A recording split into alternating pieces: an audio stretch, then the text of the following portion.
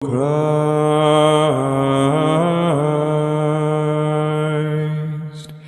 inasmuch as thou hast appeared on earth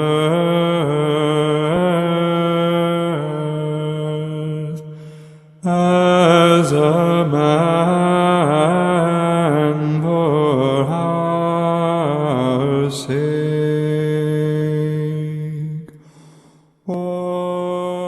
Divine obedience is something so necessary for the true pleasing of God that without it, it is not possible to please Him.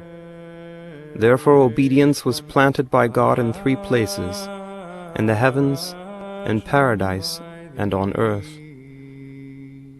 In the heavens all the heavenly powers, remaining by their good will in obedience to God, were vouchsafed to remain eternally in Him.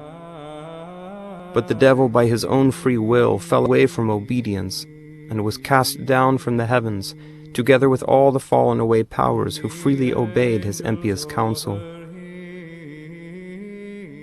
In paradise, as long as the first created ones remained in obedience to God, they took sweet enjoyment in beholding God face to face. But when, of their own free will, obeying the counsel of the devil and falling away from obedience, they became proud, desiring to be equal to God, then they received the sentence of death, and were banished from paradise, and were the cause of death for the whole human race. On earth, Christ the Son of God, having come down from heaven to do the will of the Father who sent Him, planted His divine obedience in His holy disciples. Remaining in it even unto death, they were enabled by their preaching to bring the world to the knowledge of God. But the thrice cursed Judas, who fell away from obedience, and in place of the Lord obeyed the devil, fell into despair, hanged himself, and perished eternally. This divine obedience, planted by Christ in His holy disciples, passed over to the holy monastic order, in which many shone forth like the sun and pleased God perfectly. And indeed the whole monastic order is founded upon holy obedience.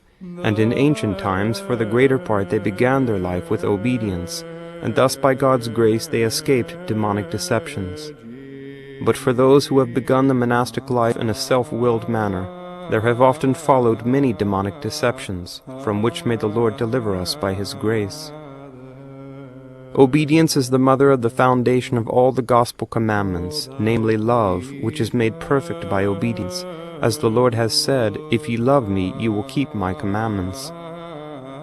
Divine obedience is such a great virtue before God that, according to the common teaching of many saints, the cutting off of their own will and understanding in everything before the superior is reckoned by Christ as a mental and voluntary shedding of blood for His name.